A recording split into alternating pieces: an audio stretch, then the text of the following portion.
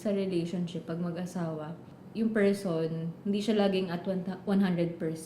So, dapat, kung yung isa, 80% lang yung kayang ibigay, pupunuan mo yung 20% para mag-function siya. Hey, I'm Danny. And I'm Vin. And this is Two Tabs Open.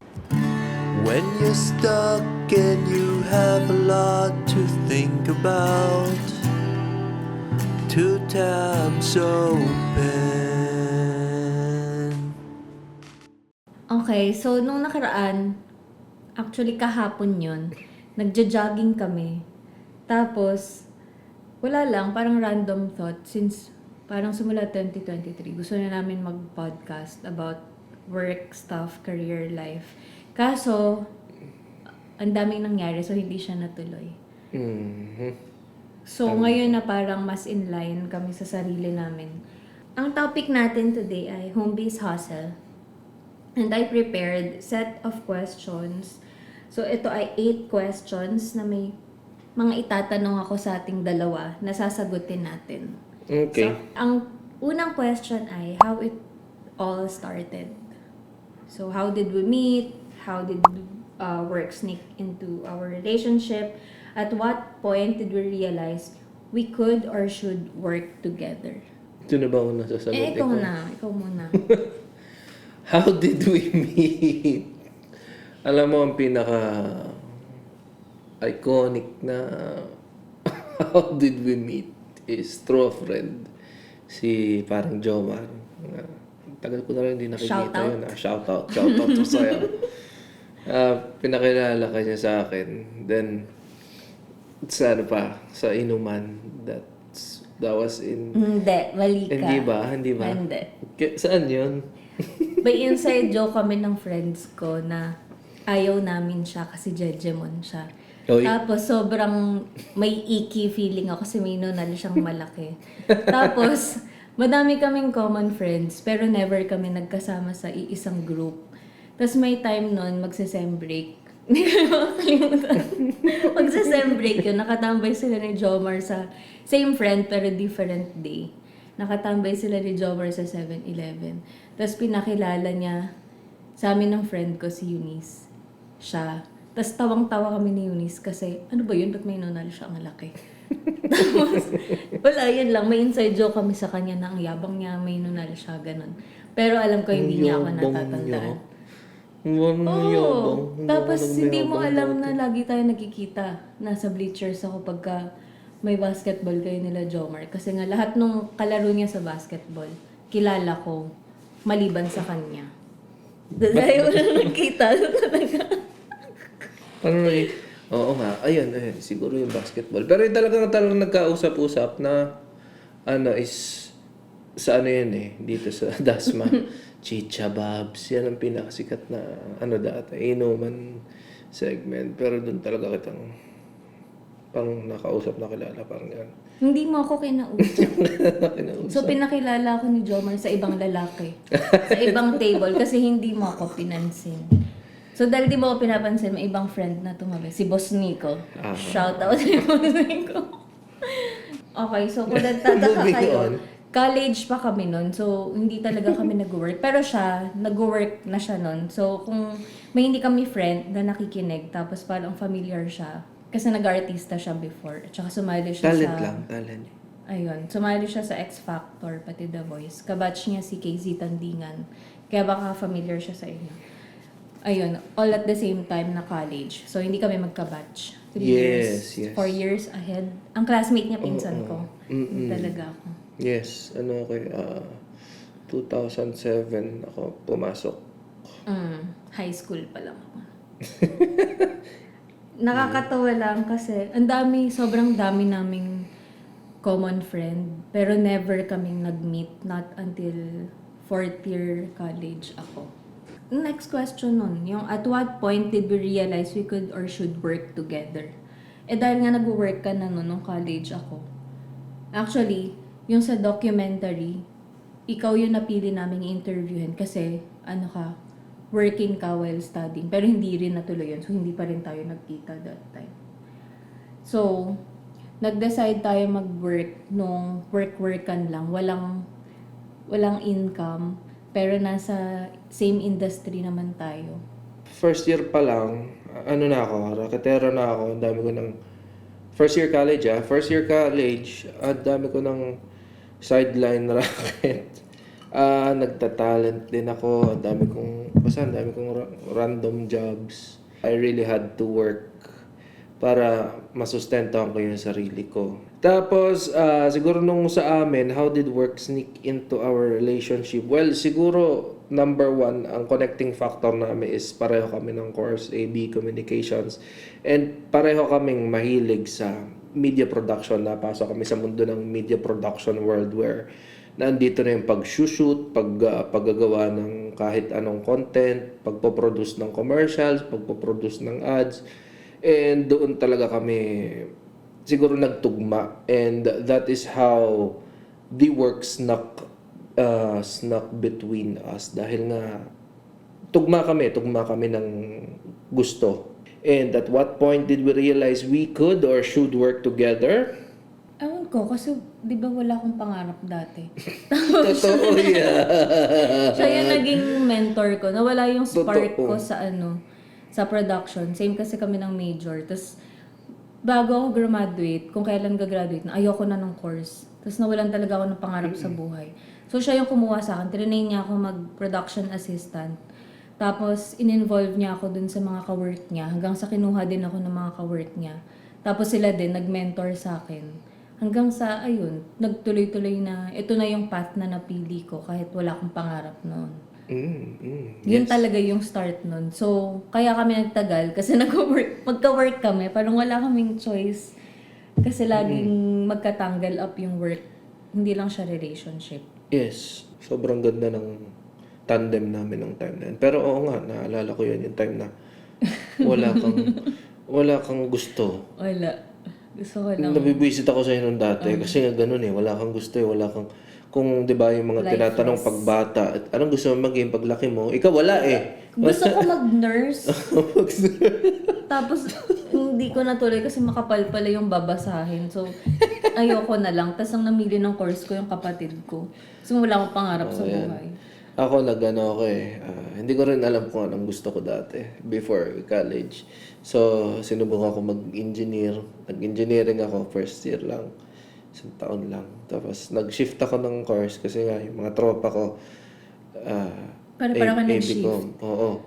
Hindi naman lahat pero Yung majority ng friends mo nag-shift sila. mga nag-shift sila sa ABCom kasi na-incline kami sa naggagawa kayo ng mga video.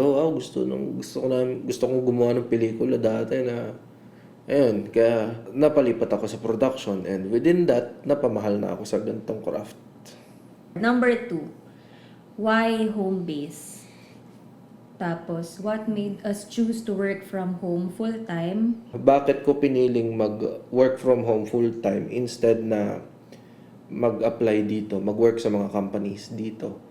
Unang-una yung convenience. Dahil yung convenience factor, naranasan ko magbiyahe. Ortigas, to QC, uwian yun, uwing Cavite. Sobrang hassle, pagod ka na. There are days na a-attend ka ng shoot, magko-cover kayo ng event, ingress, egress, 3 days kayong walang tulog, nagsushoot lang kayo, or pag nag-i-ingress kayo, nagse-set up ng studio. From ingress talaga na walang laman yung studio, isushoot nyo yan. Hanggat sa egress, natatanggalin lahat ng sa studio na andong ka pa rin, wala kang matulog kasi wala kang tulog dahil sinushoot mo lahat ng tapos magdadump ka pa ng files, tapos mag-e-edit ka pa, sobrang pagod. Kaya I chose to work from home para hindi ko na kailangan. Hindi lang yun. Madami pa. Malaki ang sahod. Well, number one reason is, totoo yan. Sa field namin, malaki ang sahod compared sa mga local dito. Yes, 100%. Kasi talagang hindi sa sinasiraan ko yung mga company dito sa Pilipinas, pero sobrang baba ng sahod nila. Sabihin natin, mataas na position mo, ang sweldo mo lang 35,000. As in, ang 35,000, 25 na. Kung sumesweldo ko ng 35,000, ang hirap mabuhay dahil ang The taas-taas. requirements ng buhay. Ang taas ng mga bilihin, ang taas ng ano, paano yun? Pag rumerenta ka pa ng tutulugan, yung pamasahe, yung pagkain, yung essentials mo, di ba? Anong matitira sa'yo? Sobrang hirap. Kaya, isa yon sa big factor kung bakit ako nag-work from home. Sa akin, why home base? Parang simula kasi pandemic, lahat tayo may options. Lahat tayo may option na mag home base. Parang nasa sayo na lang kung gusto mo siyang i-push or yun, kung people person ka, tapos gusto mong mag-work sa field or gusto mo sa bahay or ayaw mo magpuyat. Parang gano'n na lang siya. Tapos choice mo na lang. So ako, kaya home base, sobrang introvert ko. Madali akong madrain kapag araw-araw akong papasok sa office or araw-araw akong may nakasalamuhang tao. So, yun yung napili ko. Kasi may choice ka naman eh. Kung mas convenient yung choice mo na mag-work at home na hindi mo kailangan mag-ayos araw-araw, makakahilata ka habang nagtrabaho ka. Tapos sa field kasi namin, hindi kailangan na laging may meetings or whatever kasi creatives naman. So, ayun, yung convenience ng work from home or home base. What does home-based hustle mean to us personally? Parang, ewan ko, kasi nga introvert ako, so para sa akin, mas madali i-juggle yung life kapag nasa bahay ka. Lalo ako, gusto ko kapag kailangan ako ng pamilya ko, isang ganon, kaya ko pumunta. Pag kailangan mo ako, kailangan ko ng mga dogs, kailangan ako ng parents.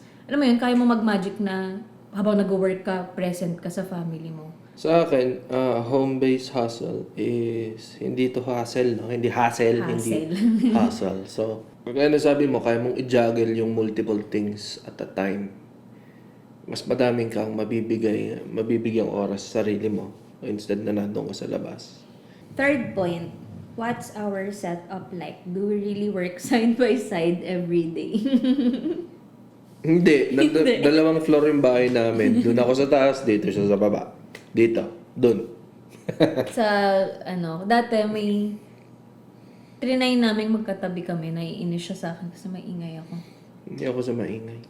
Kasi siya, gusto niya tapos agad yung work niya. Ako gusto ko, pinapatagal ko yung bago ako mag-start. Madaming chika bago mag-work. Kaya hindi, magkaiba kaming floor. Tapos, magkasama lang tayo pag break time mo. Yun lang. Okay, third question. The good, the bad, the briefs. What's the best thing about working with your partner? Well, best thing about working with your partner, hindi lang to sa trabaho namin. Mga projects na... Sa mga projects, sa mga business ideas, sa mga businesses namin na tinayo dati, na talagang yung collaboration namin ay talagang nandyan, nagmamatch. Tsaka no filter. Kasi dahil komportable kami sa isa't isa. Di ba pag regular workmate, parang may filter ka na hindi mo kayang prangkahin. Kasi parang magagalit sa'yo after. Yung friendship and work, hindi siya pwedeng magkasama. Pero pag partner mo, hindi naman sa mumurahin mo, pero kaya mo siyang i-call out pag pangit yung idea, pag sumusobra na siya sa ibang ka-work, or yung transparency na kaya mong bring up ng negative side na nangyayari or kung ano man. And ang maganda nga kasi is, since partner mo siya, you are both, isang goal lang ang tinitingnan nyo. Hindi kayo separate goals. Hindi pagalingan, hindi but yung Isa lang target nyo. outcome ng project. Pero at the same time, yun yung another point, is yun din at the same time yung hardest part. Kasi, magkaiba kami ng position sa project eh. Usually, siya yung nagle-lead. Tapos, pag napapansin ng iba na i-call out kita, medyo pangit sa, di ba? Pangit siyang, yun din yung hardest part. Yung boundary kasi, na, syempre, comfy ako sa kanya, so medyo wala akong boundaries. Pag napapansin ng iba, naalala ko related dun sa boundaries na yun. May shoot tayo sa isang big food delivery client. Tapos kinuha mo akong PA. Tapos nag-i-interview tayo sa CEO, owner ng chicken wings. Paano ko ba itatago yun? ng fried chicken wings. Basta yun. Hindi ko na sabihin kung ano yun. Basta nag-i-interview kami. Tapos wala ako sa mood. Ang init. Buisit na ako. Tapos siya yung nagdi-DOP nun.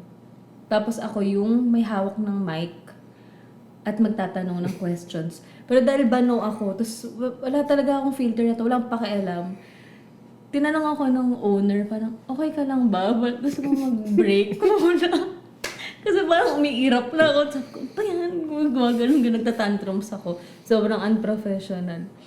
So yun yung, every time nasa ganun akong mood, alala ko yun, para i-call out yung sarili ko, ayoko na yun makulit. Yun yung type ng boundary. Siyempre, kapag hindi mo partner yung ka-work mo, may masking ka na, okay, dapat lagi yung professional. Pero kapag ka-partner mo yung ka-work mo, nawawala yung mask na yun, feeling mo nasa bahay kayo lagi.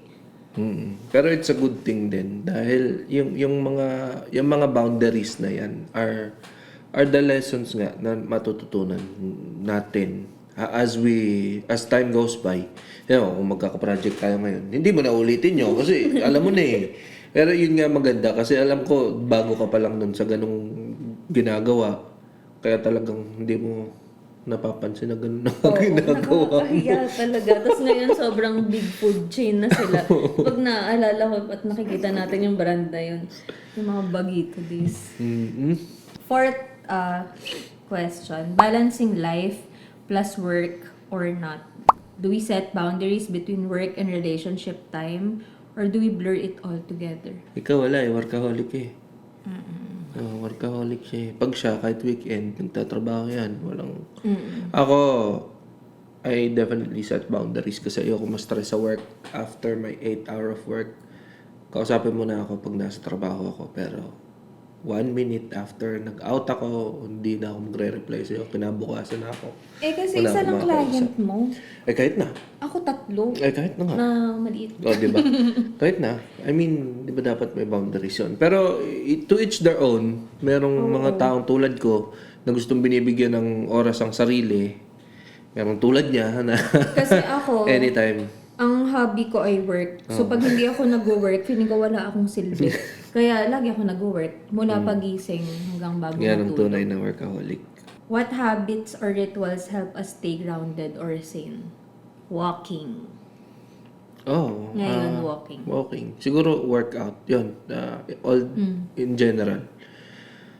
Kasi yun na lang talagang ano namin. And yung palabas-labas namin during free time or during the weekends, yun, pag nagkikwentuhan kami, yung mga life goals namin, aspirations, yung mga gusto pa mangyari, gustong gawin.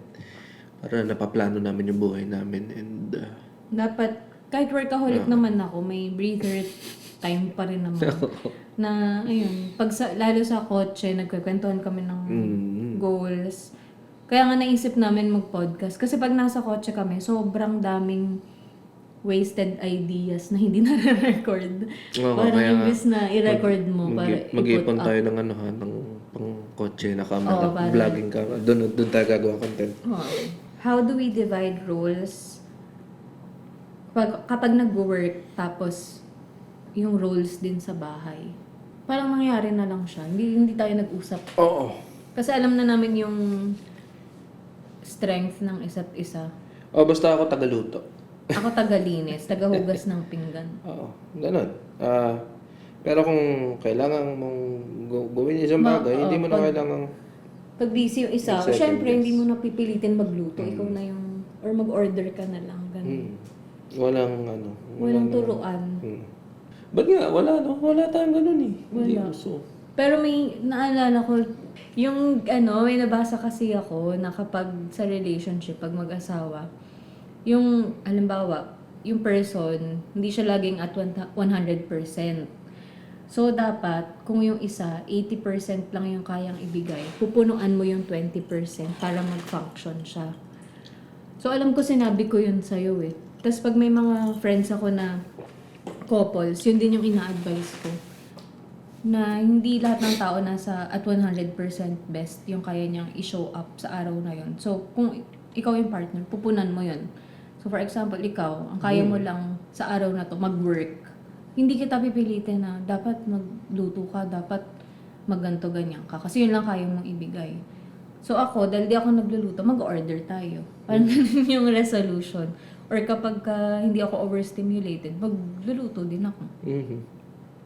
So, parang yun yung naging motto na pupunan mo lagi yung kulang ng isa. Mhm. Hindi mo ipa-pressure. Pero sa amin ako yung chef Hindi ako nagluluto. Itlog. Ang kaya itlog tapos sunog. Yan. Ano yan eh, smoke. Smoke ang luto niya lagi. Anything smoke kasi sunog. Grilled. Pan-grilled. Fifth question. Malapit na tayo. Okay. Being a dinkwad couple, Ano ba yung ding? Ding. dual income, ano yung K? Tingnan Wait mo. nga. Tingnan mo. Dinkwad. I-google natin. Dinkwad. Dual income, no kids with a dog. Kasi hindi ko talaga naalala yung No K kasi ayoko ng kids. kids. Sa case namin, with dogs. Ito kasi yung dogs. Mhm. What does being dink or dinkwad mean to us? And do we feel pressure to follow a different path? Being dual income, no kids with the dog. Wala pa kaming planong mag-anak ngayon kasi nga, we came from different traumatic experiences in life. And we are struggling to, hindi naman struggling, pero gusto naming baguhin. Gusto naming maging Ibahin yung break chain. the cycle. Oo, Gusto yung namin chain na mag-break the cycle. Ako personally, I do not come from a rich family. I come from a very normal family na naghihirap din, naghirap. And I want to break the cycle. Gusto kong simulan ang generational wealth sa generation ko. Kaya, ayun, wala kami plano mag-anak pa. Kasi nga, wala pa na-generate na generational wealth. And yun ang goal ko sa sarili ko na mag-start ng generational wealth sa family line ko. In conclusion, gusto niya magkaanak Yeah. kapag may pera na. Mm-mm. And ang sinasabing Oo, hindi. siya ayaw niya magkaanak eh. Pero ako kasi magge-generate nga ako ng generational wealth. So, sino pamamana? Walang magmamana nun. Definitely, magkaanak kami, makabuo kami, or hindi, walang pagmamanahan pag wala. So, siguro, mag-ano na lang tayo. Mag-a-adapt. Kasi para serve ka ng sperm. Hindi, pero yun nga, we both experienced very traumatic. We had a very traumatic past which made us decide na hindi pwedeng mag-anak lang kami. And kahit sino ang mag-advise sa amin na dapat mag-anak na kayo. Hindi nyo tatagos yan matutumbasan yung trauma na yun. Tatagos yan sa tenga namin dahil hindi naman nila alam ang pinagdadaanan namin. And hindi namin ina-advise na gayahin nyo kami na wag din kayo mag-anak. Mag-anak kayo kapag Hindi lahat ng dinkwads ay totally ayaw lang nila mag-anak. May big reason behind it. Para sa mga nang babash na mga 30 years old, di pa rin nag-aanak. There's a big reason behind it na hindi nyo maiintindihan. Moving to creative sync, the vibe check. How would you describe our creative styles? Are we more aligned or different? Do we have rules when collaborating or fighting? What's a project we've done together that we're really proud of? Tingnan mo, sa trabaho natin ngayon, magkaiba tayo dahil ako, creative director ako ng videos. Strategically. Yeah, and I'm a more strategic creative strategist / creative director. Siya, Creative director, designer. Yun, creative director and designer. Magkaiba yan. Hindi Sobrang porket magkaiba ka. parehong creative director, hindi. Kasi meron siyang nakafocus na Art style, yan, na arts creative niya. direction talagang Ako yung kapag sinabi mong creative director, yun yung nasa isip nyong type of creative director. Siya yung creative director in a sense na dapat mag-work. So para siyang engineer and interior designers na nagtatalo Yes. sa functionality and purpose versus aesthetic. So, kumbaga, ako si engineer, nagka-calculate ako, tinitingnan ko yung numbers, and all that dirty things. Siya, si architect, siya nagde-design, siya gumagawa ng lahat. Puro ganda-ganda lang, ganun. Yun.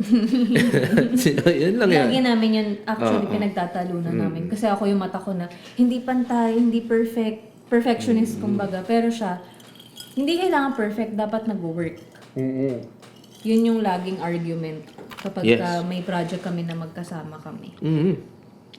Dun sa, project na we've done together, we're really proud of. Hindi namin pwede sabihin. Yeah, pero madami na. Pero madami Sobrang naman. dami. Siguro, hindi ako magne-name ng brands and projects, pero siguro talagang, nagsimula kami sa wala. Nagsimula kami at the very bottom of the chain. Assistant. Lalo na siya. Production assistant. Ako, hindi ako nagsimula as production assistant kasi nag-talent ako. Nag-extra ako sa mga teleseries from all the networks way back 2009 to 2012, I think. Kaya nag-jump agad ako from that to Hindi. editor. I mean, alam mo na yung gusto mo agad. So, may network ka na, mag-videographer ka kaagad. Sir Ian. Direct Ian. Ay, direct yan. Ano na siya ngayon? Sa Hands New down. York na siya. We miss you. Naging boss ko din yun, actually. We miss you, direct Ian. Ayun. So, sobrang ano bang question? That we're really proud of. Actually, lahat ng naging project namin yan, mapangit man yan o maganda, nakaka-proud kasi natapos namin, nagawa namin. And, Tsaka learning curves. oo, lahat yan may learnings, lahat yan may improvements.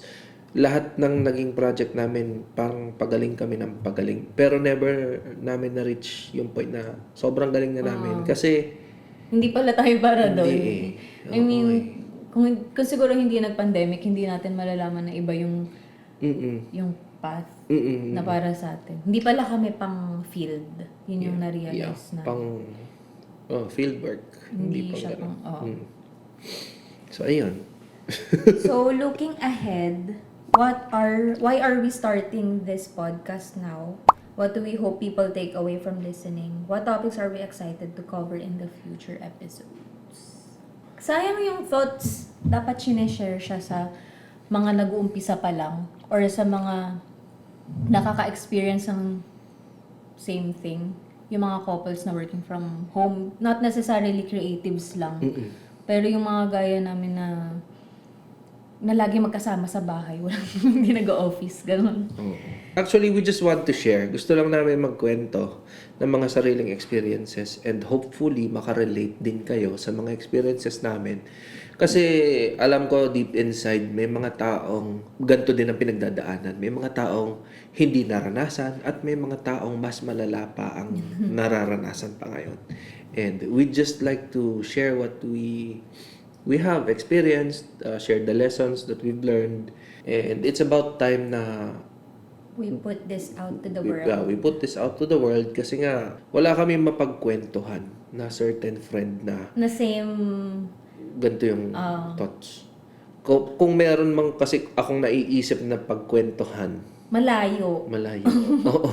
Sobrang Tapos ang cheesy naman kung lagi mong kausap, di ba? Sa Yes. gantong age. Oo. Kaya kayo na lang, mga listeners. Dito na lang namin kikwento. To end this note, what are the two tabs open in your brain right now? Work or life-wise? Ikaw wala. Hindi lang 2 tabs parang 100 tabs open ako ngayon. Pinag-uusapan top natin, two. top 2. Yung may full-time work ka, tapos gusto mo din ng business.